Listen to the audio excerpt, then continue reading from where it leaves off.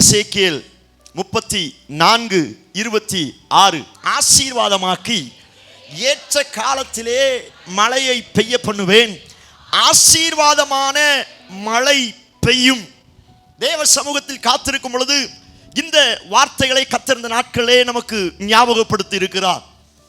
ஏற்ற காலத்தில் மழை பெய்ய பண்ணுவேன், ஆசீர்வாதமான மழை பெய்யும். ஏற்ற காலத்தில் மழையை பெய்ய பண்ணுவேன், ஆசீர்வாதமான மழை பெய்யும் என்று கர்த்தர் வாக்குத்தத்தம் பண்ணுகிறார்.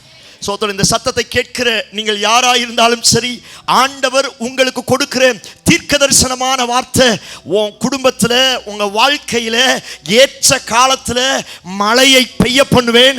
அந்த மழை சாதாரண மழையாய் அல்ல, ஆசீர்வாதமான மழை பெய்யும் என்று கர்த்தர் வாக்குத்தத்தம் பண்ணுகிறார். நம்புகிறவர்கள் கரங்களை தட்டி அந்த மழையை வரவேற்போம். பிரைஸ் காட், ஹல்லேலூயா. மழை ரொம்ப அவசியம். மழை பெஞ்சாதான் சோத்திரம் இந்த விவசாயம் என்ன செய்யும், செழிக்க ஆரம்பிக்கும். மழை பெஞ்சாதான் குடிக்கிறதுக்கு தண்ணி உண்டாகும். மழை பெஞ்சாதான் தேசத்தில் இருக்கிற பஞ்சம் என்ன செய்யும், மாறி போகும். இந்த தேசம் செழிப்பாய் இருப்பதற்கு அந்த ஏற்ற காலத்தின் மழை என்ன செய்யணும், பெய்யணும்.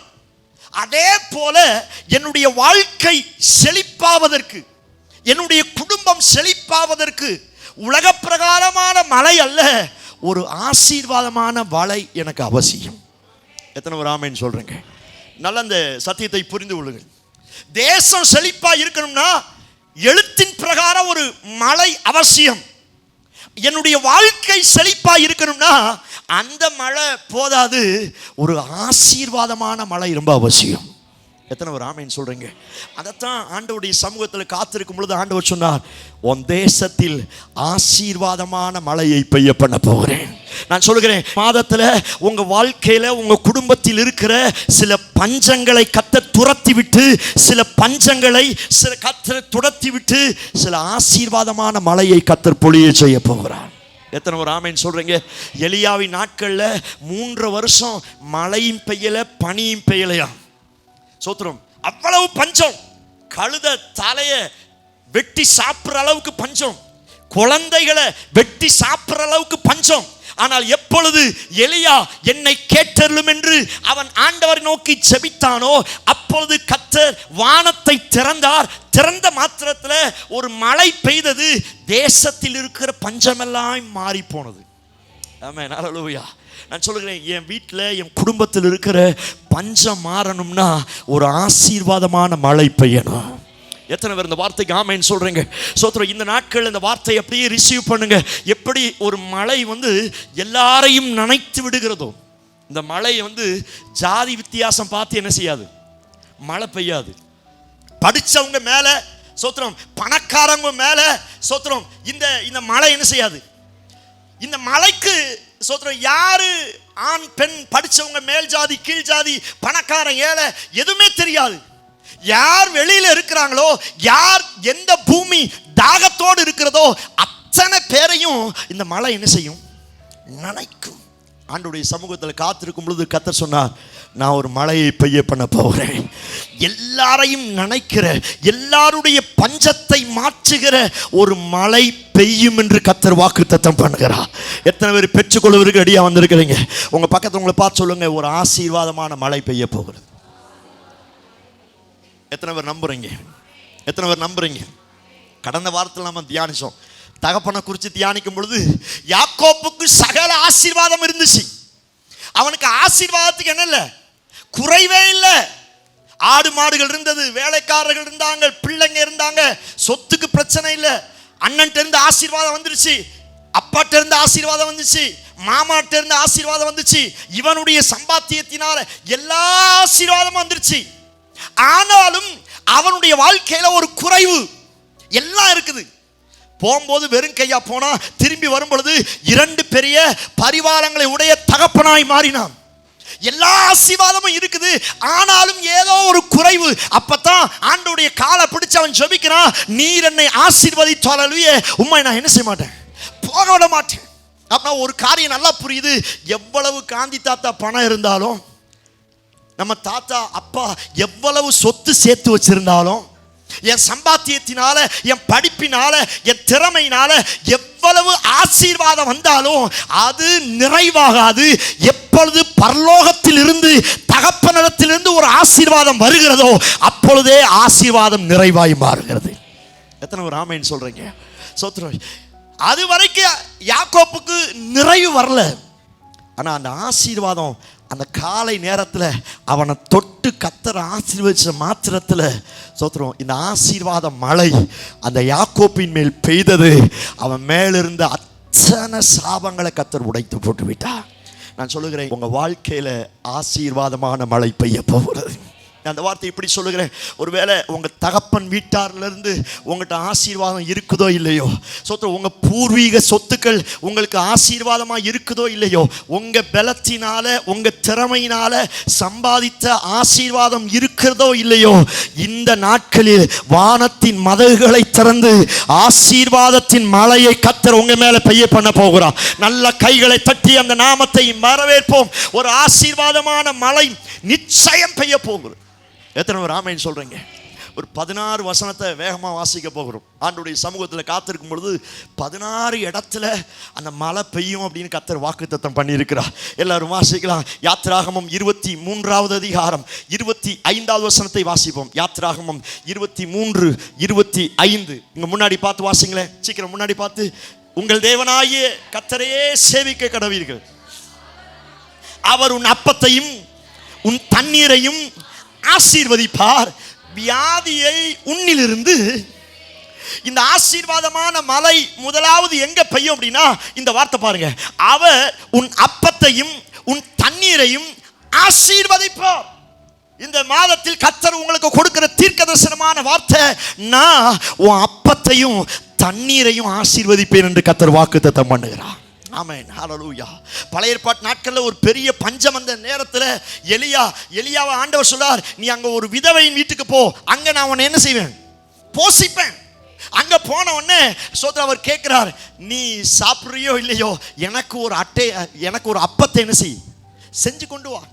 இவன் சொல்லுகிறார், நானும் என் குமாரனும் சாப்பிட்டு சாகிறதுக்கு கொஞ்சம் மாவும் கொஞ்சம் எண்ணெயும் தான் இருக்குது. 2 விறகு பிறக்க வந்திருக்கிறேன். ஆனா பாஸ்டர் சொல்றாரு, தீர்க்கதரிசி சொல்றான், அதை முதலாவது என்ன செஞ்சு வா.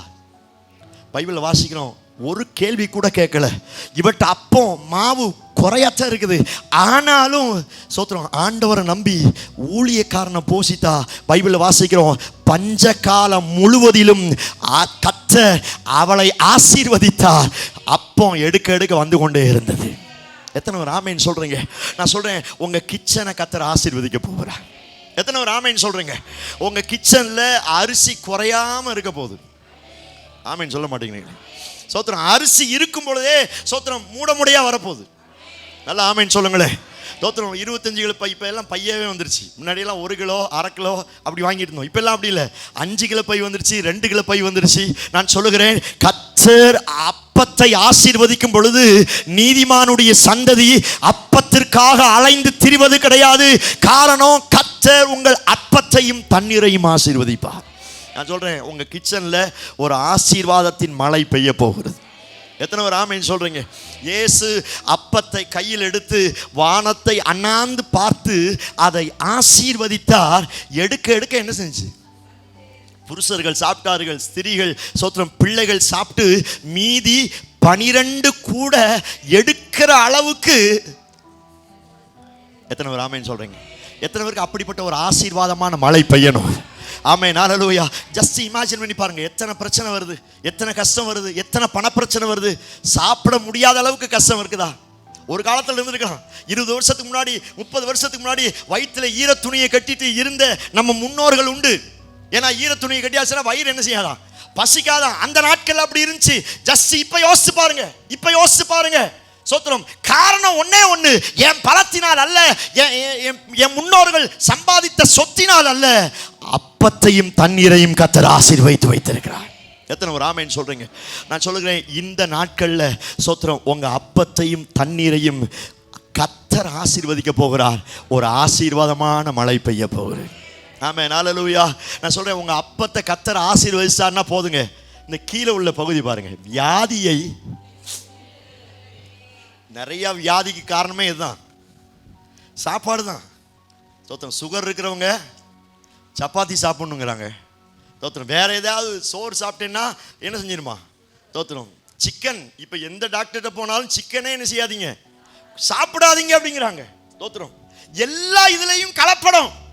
தோத்திரம். நிறைய சாப்பாடு உணவின் மூலமா தான் நம்முடைய சரீரத்தில் நிறைய வியாதி என்ன செய்யுது. ஆனால் இந்த அழகான வார்த்தை, அப்பத்தையும் தண்ணீரையும் கத்தர் ஆசீர்வதிக்கும் பொழுது வியாதியை கத்தர் விலைக்கு போட வல்லமையுள்ளவராக இருக்கிறார். எத்தனை ஒரு ஆமென் சொல்றீங்க? நான் சொல்றேன், உங்க கிச்சன் மேல, உங்க அப்பத்தின் மேல, உங்க தண்ணீரின் மேல ஒரு ஆசீர்வாதமான மழை பெய்யணும். எத்தனை ஒரு ஆமென் சொல்றீங்க? 2 வாசிக்கலாம். உபாகமம் 28வது அதிகாரம் 4வது வசனத்தை வாசிப்போம். உபாகமம் 28:4. உன் கற்பத்தின்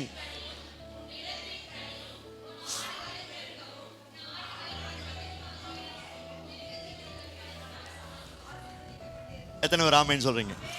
எவ்வளவு பிளெஸிங் பாருங்க. ஆண்டவர் என் அப்பத்தை மாத்திரம் அல்ல, என் மாடுகளை ஆசீர்வதிப்பாரா.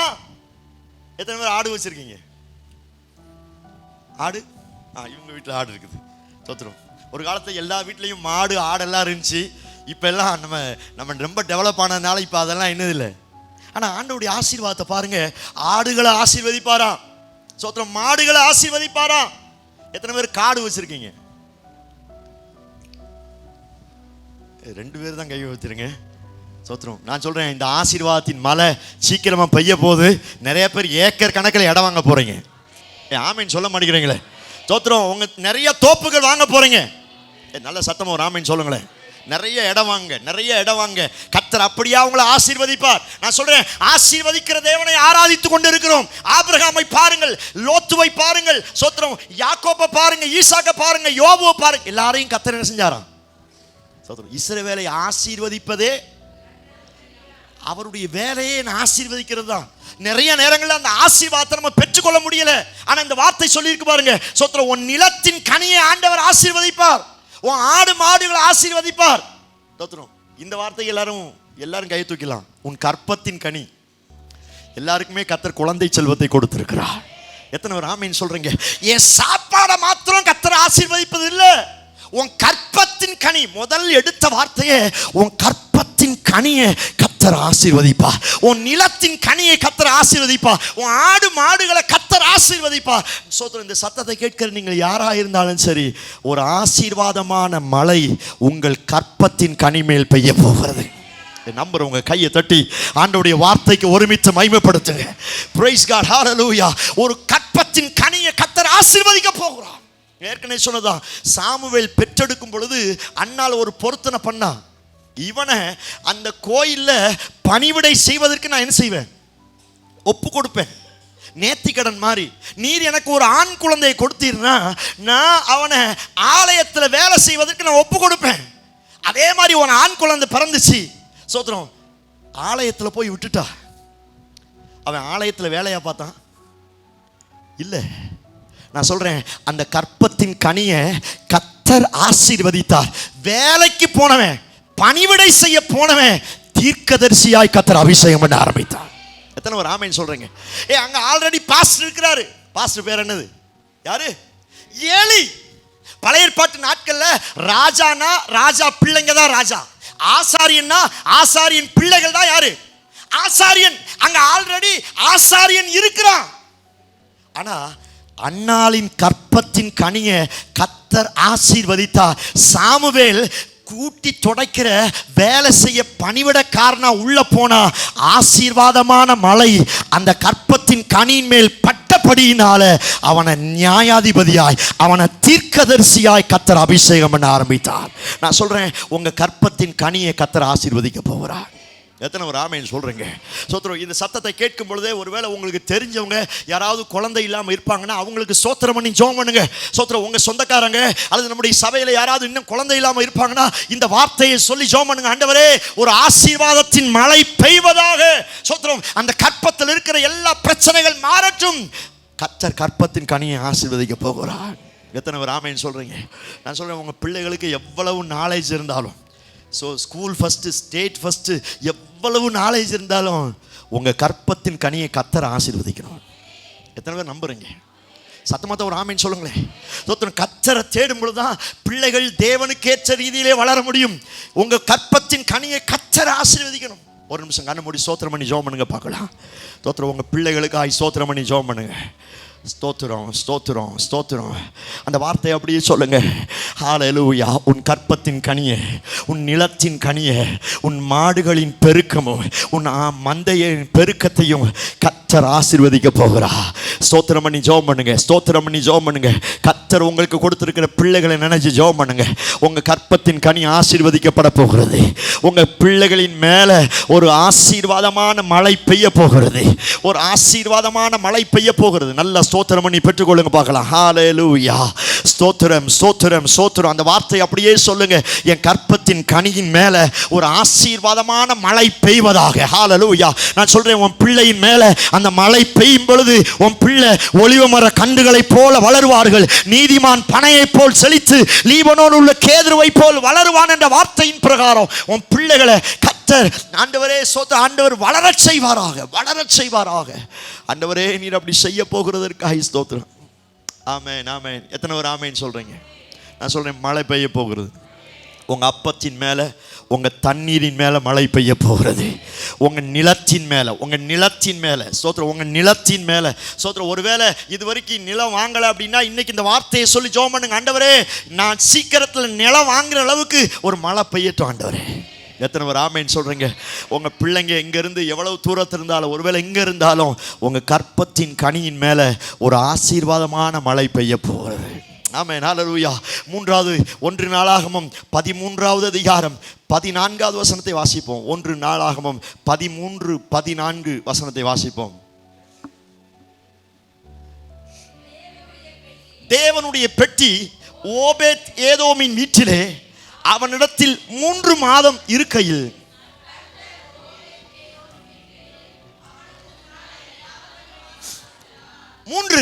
கர்த்தர் ஓபேத் ஏதோம் வீட்டையும் அவனுக்கு உண்டான யாவற்றையும் என்ன செய்தாராம்? 1 அப்பத்தை தண்ணீரை ஆசீர்வதிப்பார். 2 ஸ்தோத்திரம், கற்பத்தின் கனி, நிலம், ஆடு மாட கர்த்தர் ஆசீர்வதிப்பார். 3 என் வீட்டையும் எனக்கு உண்டான யாவற்றையும் கர்த்தர் ஆசீர்வதிக்க போகிறார். எத்தனை பேர் ஆமென் சொல்றீங்க? நான் சொல்றேன், உங்க வீடு கர்த்தருடைய ஆசீர்வாதத்தினால நிரம்பி இருக்கணும். எத்தனை பேர் ஆமென் சொல்றீங்க? உங்க வீட்டை கர்த்தர் ஆசீர்வதிக்கணும். எந்த ஒரு வீட்டை, எந்த ஒரு குடும்பத்தை கர்த்தர் ஆசீர்வதிக்கிறாரோ அந்த வீட்டுக்குள்ளதான் வாதை அணுகாது, பொல்லாப்பு நேரிடாது. எத்தனை பேர் ஆமென் சொல்றீங்க? உன் அலங்கத்துக்குள்ள சமாதானமும் உன் அரண்மனைக்குள்ள சுகமும் இருப்பதாக உன் வீட்டை கர்த்தர் ஆசீர்வதிக்கும் பொழுதுதான் அது என்ன செய்யும்? நடக்கும். ஒரு சில வீட்டுக்கு போறதுனாலே ஒரு மாதிரி இருக்கும். ஏண்டா அந்த வீட்டுக்கு போனோம் அப்படின்னு இருக்கும். வீட்டுக்குள்ள காலடி வச்சாலே புலம்பல் ஸ்டார்ட் ஆயிரும். வீட்டுக்குள்ள காலடி வச்சாலே சண்டை ஸ்டார்ட் ஆயிரும். வீட்டுக்குள்ள போனாலே ஏதோ சில போராட்டம், ஏதோ சில பிரச்சனை. நான் சொல்றேன், அப்படிப்பட்ட நிலைமை உங்க வீடு இருந்துச்சுன்னா அந்த சாபத்தை மாற்றக்கூடிய, அந்த பஞ்சத்தை மாற்றக்கூடிய ஒரு ஆசீர்வாதத்தின் மழை உங்க வீட்டின் மேல் பெய்ய போகிறது. உங்க வீட்டை கர்த்தர் ஆசீர்வதிக்க, நல்ல கையை தட்டி ரிசீவ் பண்ணுங்க. உங்க வீடு ஆசீர்வதிக்கப்படட்டும்.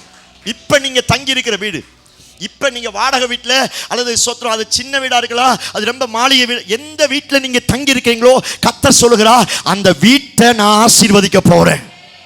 எத்தனை ஒரு ஆமென் சொல்றீங்க? சத்தமாத்த ஒரு ஆமென் சொல்லுங்களேன். இன்னும் சத்தமாத்த ஒரு ஆமென் சொல்லுங்களேன். தேவ ஆசீர்வாதம் உங்க வீட்டுல அவசியம். அன்னைக்கு ஒரு வீட்டுக்கு போகும்போது வீட்டுக்கு முன்னாடி கண்ணாடி மாட்டி வச்சிருந்தாங்க. கண்ணாடி பொதுவா எங்க இருக்கும்? பீரோல்ல இருக்கும், இல்லாட்டி மூஞ்சி கழுவுற இடத்துல இருக்கணும், இல்ல பாத்ரூம், இங்கே தான் கண்ணாடி இருக்கும். வீட்டு கேட் இருக்குது, கேட்டுக்கு முன்னாடி பெரிய கண்ணாடி வச்சுருக்காங்க. நான் கேட்டேன், எதுக்கு இந்த கண்ணாடி இங்கே வச்சுருக்கிறீங்க அப்படின்னு. இல்லை பாச, இங்கே இருக்கிறவங்க கண்ணெல்லாம் சாதா கண்ணு இல்லை, ரொம்ப பொல்லாத கண்ணு. எங்கள் வீட்டை பார்த்து யாராவது என்ன செஞ்சிருவாங்க? கண்ணு வச்சிருவாங்க. அப்படி எங்கள் வீட்டு பக்கம் திரும்பும் பொழுது கண்ணாடி தான் என்ன செய்யும்? தெரியும். சோத்திரம், எத்தனை சாபம் போட்டாலும் அந்த கண்ணாடி வழியா அது அவங்களுக்கே என்ன செஞ்சிடும்? இந்த ஜெனரேஷன்ல இதையும் நம்புற ஆட்கள் என்ன செய்றாங்க? இருக்கிறாங்க. தோத்திரம், இன்னைக்கும் எலுமிச்சம்பழத்தை வீட்டுக்கு முன்னாடி தொங்க வர்றவங்க இருக்கிறாங்க. பூசணிக்காவை உடைக்கிறவங்க இன்னைக்கும் என்ன செய்யறாங்க? இருக்கிறாங்க. தோத்திரம். வீடு கட்டும் போதே ரத்தத்தை என்ன செய்யறாங்க? இந்த நிலைக்கால் நில வைக்கும் பொழுது இன்ஜினியர் எல்லாம் அதை ஒரு ஃபங்க்ஷனாகவே வைக்கிறாங்க. அந்த நிலைக்கால்கள் என்ன செய்வாங்க? சந்தனம் சாமியெல்லாம் கும்பிட்டு என்ன செய்வாங்க? இது எங்கேருந்து காப்பி அடிச்சது? பழைய ஏற்பாட்டில் இருந்து. ஆண்டவர் சொன்னார்ல, ஒரு வீட்டுக்கு ஒரு ஆட்டை அடிச்சு ரத்தத்தை எங்க செய்யணும்? நிலைக்கால்களை பூசணும். அதை காப்பி அடிச்சு தான் இன்னைக்கு இவங்க என்ன செய்யறாங்க? சாமியை கும்பிட்டு அந்த நிலையை தூக்கி வைக்கும் பொழுது எல்லாரும் நிலையில என்ன செய்யறாங்க? நான் சொல்றேன், இந்த ஆசீர்வாதத்தின் மழை என் வீட்டில் இருக்கும்போது பெய்யும் பொழுது சாபம் உள்ள வராது, சங்கார தூதன் உள்ள வராது. எத்தனை பேர் கண்ணு வச்சாலும், எத்தனை பேர் எழும்பி வந்தாலும் கர்த்தருடைய ஆசீர்வாதம் உங்களை பாதுகாக்கும். எத்தனை ஒரு ஆமென் சொல்றீங்க? வாதம் உள்ள வராதுங்க, சண்டை உள்ள வராதுங்க, மந்திரவாதம் உள்ள வராதுங்க, பிள்ளி சுனியம் வராதுங்க. இந்த வார்த்தையை அப்படியே பிடிச்சு ஜெபம் பண்ணுங்க. ஆண்டவரே, என் வீடு உங்க ஆசீர்வாதத்தினால நிரம்பட்ட. ஆண்டவரே, எத்தனை பேர் ஜெபிப்பதற்கு ரெடியா இருக்கிறீங்க? சோத்திரம். என் வீட்டின் மேல ஒரு ஆசீர்வாதத்தின் மழை என்ன செய்யட்டும்? பெய்யட்டும். தரித்திரம் மாறட்டும், சாபம் மாறட்டும், பாவம் மாறட்டும், புலம்பல் மாறட்டும், கண்ணீர் மாறட்டும், அழுகை மாறட்டும். இதெல்லாம் மாறணும் அப்படின்னா ஆசீர்வாதமான மழை பெய்ய போகிறது. உன் வீட்டை கர்த்தர் ஆசீர்வதிக்க போகிறார். எத்தனை பேர் ஆமென் சொல்றீங்க? வீட்டை மாத்திரமல்ல, உனக்கு உண்டான அவனுக்கு உண்டான எல்லாவற்றையும் உங்க வீட்டுக்குள்ள என்னென்ன இருக்குதோ அத்தனையும் ஆசீர்வதிக்கப்படும். நம்புறீங்களா? சத்தமா ஆமென் சொல்லுங்களேன். டூ வீலர் வச்சிருந்தீங்கன்னா கர்த்தர் உங்க டூ வீலர் ஆசீர்வதிப்பார். கார் வச்சிருந்தீங்கன்னா கர்த்தர் உங்க கார் ஆசீர்வதிப்பார். கிரைண்டர் வச்சிருந்தீங்கன்னா கிரைண்டர் ஆசீர்வதிப்பார். மிக்சி வச்சிருந்தீங்கன்னா கர்த்தர் உங்க மிக்சி ஆசீர்வதிப்பார். சர்வீஸ் பண்ணியே என்ன செஞ்சிருது? தோத்துரும். வண்டிக்கு சர்வீஸ் பண்ணியே ஒரு மாதம் இந்த வண்டி, ஒரு மாதம் அந்த வண்டி, ஒரு வாரத்தில் டயர் போயிருது, ஒரு வாரம் பிரேக் பிடிக்காம போயிருது. சோத்திரம். நமக்கு உண்டான காரியத்தை ரிப்பேர் பார்த்தே என்ன செஞ்சிடும்? நம்ம சரீரத்தை ரிப்பேர் பார்க்கறத காட்டிலும் நம்மகிட்ட இருக்கிற பொருளை ரிப்பேர் பார்க்கறதுலே ஒரு வழி என்ன செஞ்சது? ஆனால் ஆண்டவர் பாருங்க, உன் வீட்டை மாத்திரமல்ல, உனக்கு உண்டான யாவற்றையும் நான் ஆசீர்வதிப்பேன். சத்தமா ஆமென் சொல்லுங்களேன். படிக்கிற பிள்ளைங்க, உனக்கு உண்டானது என்னது? படிப்பு. ஆண்டவர் சொல்லுவோம், படிப்பை நான் என்ன செய்வேன்? ஆசீர்வதிப்பேன். எத்தனை பேர் இந்த வார்த்தைக்கு ஆமென் சொல்றேன்? ஒரு நிமிஷம் கண்ணை மூடி ஸ்தோத்திரம் பண்ணி ஜெபம் பண்ணுங்க.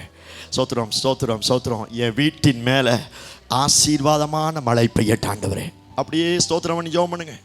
ஸ்தோத்திரம் பண்ணி ஜெபம் பண்ணுங்க. ஸ்தோத்திரம் பண்ணி ஜெபம் பண்ணுங்க. ஹல்லேலூயா. அந்த ஆசீர்வாதமான மழை பெய்யட்டும். ஓ ராமானா ஷாதா ராமா. ஜெபம் பண்ணுங்க, ஜெபம் பண்ணுங்க. ஸ்தோத்திரம். அவன் வீட்டையும் அவனுக்கு உண்டான யாவற்றையும் கர்த்தர் ஆசீர்வதிக்குதா? உன் வீட்டின் மேல ஒரு ஆசீர்வாதமான மழை பெய்ய போகிறது. ஸ்தோத்திரம். முடிஞ்சவங்க உங்க வலது கரத்தை உயர்த்தி ஸ்தோத்திரம் பண்ணி ஜெபம் பண்ணுங்க. இப்ப நீங்க தங்கி இருக்கிற அந்த வீட்டை நினைச்சு ஜெபம் பண்ணுங்க. நான் சொல்றேன், நீ செபிக்க செபிக்க சில பஞ்சம் உன் வீட்டில இருந்து வெளியேற போகிறது. சில மந்திரவாதம் உன் வீட்டை விட்டு வெளியேற போகிறது. சில சாபத்தின் வல்லமை உங்க வீட்டை விட்டு வெளியேற போகிறது. நல்ல ஸ்தோத்திரம் பண்ணி ஜெபம் பண்ணுங்க. உன் வீட்டை கர்த்தர் ஆசீர்வதிக்க போகிறார். உன் வீட்டின் மேல உனக்கு உண்டான யாவற்றையும் ஆசீர்வதிக்கிற ஒரு ஆசீர்வாதத்தின் மழை இந்த பகல் நேரத்தில் அது பெய்ய போகிறது. ரீமா நாமா ஷாதா ராபா நாமா. ஸ்தோத்திரம் பண்ணி பெற்றுக்கொள்ளுங்க. நல்லா கன்ஃபஸ் பண்ணுங்க, நல்லா அறிக்கை செய்யுங்க. என் வீட்டின் மேல சாபம் அல்ல, சாபத்தின் மழை அல்ல, வியாதியின் மழை அல்ல, பொறாமையின் மழை அல்ல ஆண்டவரே, புலம்பலின் மழை அல்ல, ஒரு ஆசீர்வாதமான மழை பெய்யட்டும் ஆண்டவரே. ஆசீர்வாதமான மழை பெய்யட்டும் ஆண்டவரே. எனக்கு உண்டான யாவற்றின் மேலும் ஆசீர்வாதம் பெய்வதாக. ஆமென். நீர் அப்படி செய்ய போகிறதற்காக ஸ்தோத்திரம். இயேசு கிறிஸ்து மூலம் ஜெபிக்கிறோம். ஜெபம் கேளும் நல்ல பிதாவே. ஆமென், ஆமென். அல்லேலூயா. ஸ்தோத்திரம். 1 கர்த்தர் அப்பத்தையும், 2 கற்பத்தின் கனி, நிலத்தின் கனி, ஆடு மாடுகளை கர்த்தர் ஆசீர்வதிப்பார். 3 உன் வீட்டையும் உனக்குண்டான யாவற்றையும் கர்த்தர் ஆசீர்வதிப்பார். யோபு 1வது அதிகாரம் 10வது வசனத்தை வாசிப்போம். யோபு 1:10. நீர் அவனையும், முன்னாடி பார்த்து வாசிங்களேன். நீர் அவனையும் அவன் வீட்டையும் அவனுக்கு உண்டான எல்லாவற்றையும் சுற்றி வேலி அடைக்கவில்லையோ? அவன் கைகளின் கிரியைகளை ஆசீர்வதித்தீர். அவன் சம்பத்து தேசத்தில் 4.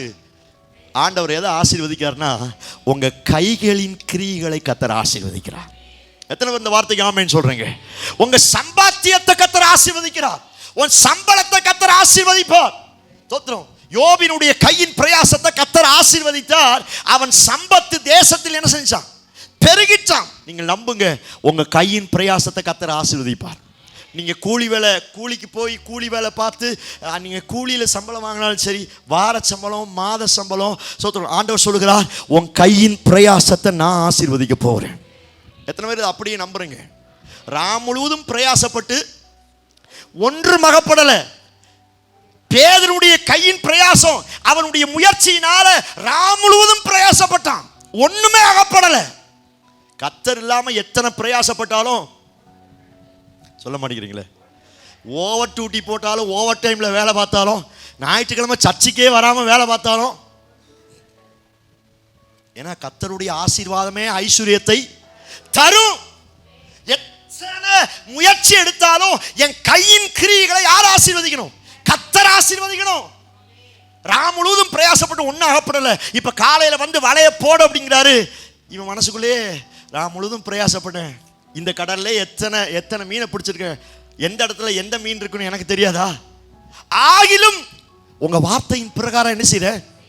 வலைய போடுறேன்னு வலைய போட்டா பைபிள் வாசிக்கிறோம், இழுக்க முடியாதபடி வலை கிழிந்து போகத்தக்கதாய், படவுகள் நிரம்பி வழியத்தக்கதாய் அவன் கையின் பிரயாசத்தை கர்த்தர் ஆசீர்வதித்தா.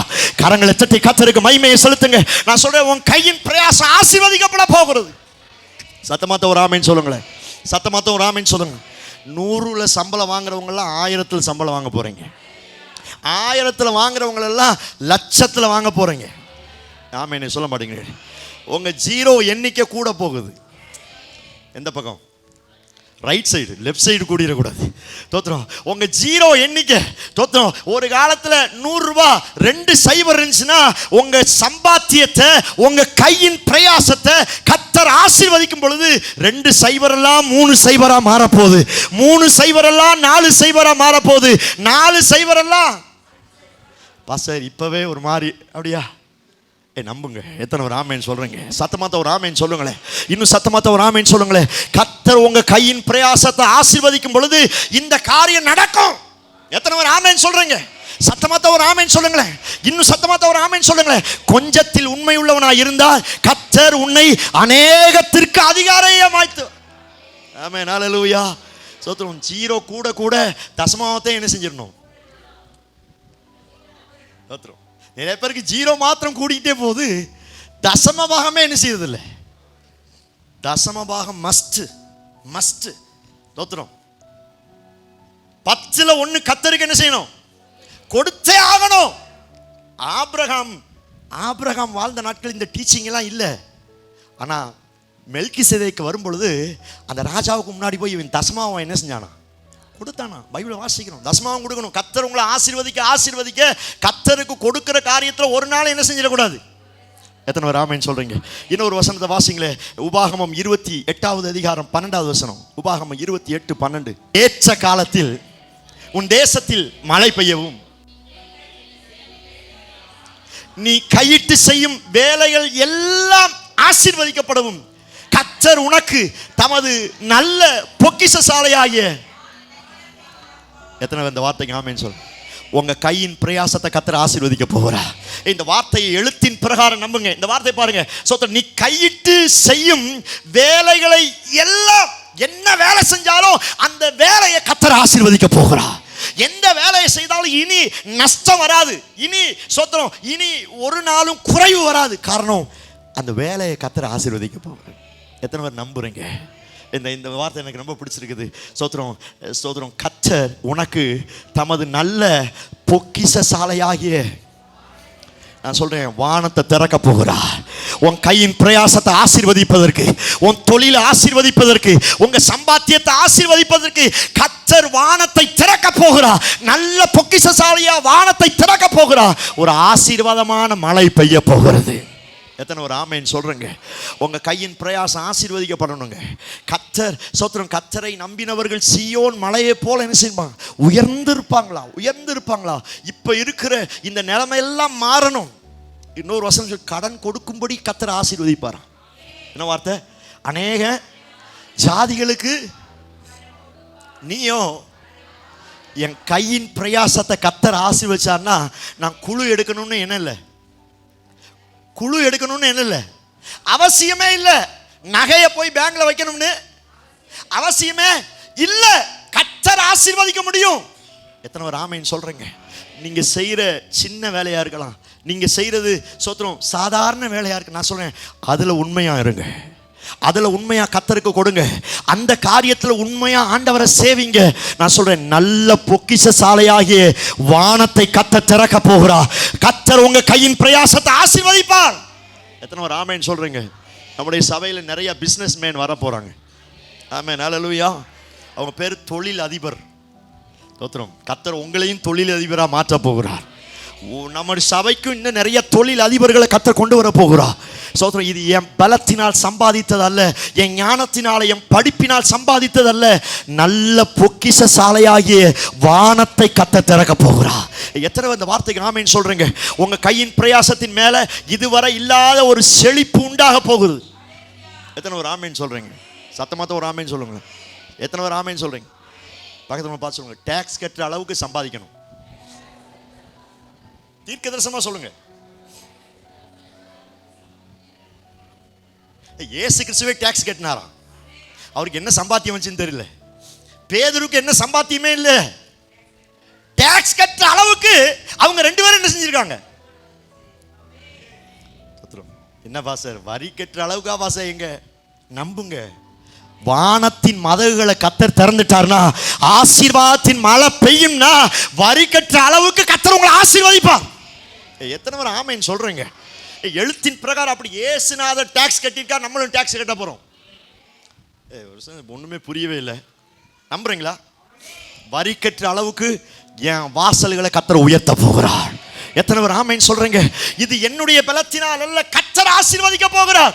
கத்தர் ஆசீர்வதிக்க போகிறார். ஒரு வருஷத்துல 8 லட்சம் 10 லட்சம் நீங்க சம்பாதிக்க போறீங்க. ஆமென் சொல்லுங்களேன். ஆமென் சொல்லுங்களேன். தோத்திரம், ராயனுடையது ராயனுக்கும் தேவனுடையது. நான் சொல்றேன், அப்படிப்பட்ட ஒரு ஆசீர்வாதமான மழை இந்த ரெகபோ சபையின் மேல பெய்ய போகிறது. சோத்திரம், கத்தருக்கும் சரியா கொடுப்பேன், அரசாங்கத்துக்கும் சரியா கொடுப்பேன். உங்க தரிசனம் பெருசா மாறட்டும். தோத்திரம், டாக்ஸ் கட்ட அளவுக்கு என் பிசினஸ் பெருசா மாறப்போகுது. தோத்திரம், டாக்ஸ் கட்ட அளவுக்கு என் கையின் பிரயாசத்தை கத்தர் ஆசீர்வதிக்க போகிறார். நான் சொல்றேன், இந்த மாதம் இதுவரை நான் பார்த்திராத ஒரு ஆசீர்வாதத்தின் மழை என் வீட்டின் மேல, என் நிலத்தின் மேல, என் கையின் பிரயாசத்தின் மேல, என் அப்பத்தின் மேல, என் தண்ணீர் மேல் பெய்ய போகிறது. நல்ல பொக்கிஷசாலியாகிய வானத்தை கத்தர் திறக்க போகிறார். எத்தனை பேருக்கு இந்த மலையில நனையணும்னு ஆசை இருக்கு? ஆமென், ஹல்லேலூயா. என் தகப்பன் சம்பாதித்த மலையில் அல்ல, சோத்திரம், முன்னோர்கள் சம்பாதித்த மலையில் அல்ல, என் ஞானத்தில் என் திறமையில் நான் சம்பாதித்த மலையிலே அல்ல. நான் சொல்லுகிறேன், கர்த்தருடைய மலை உங்க மேல விழணும். எத்தனை ஒரு ஆமென் சொல்றேங்க?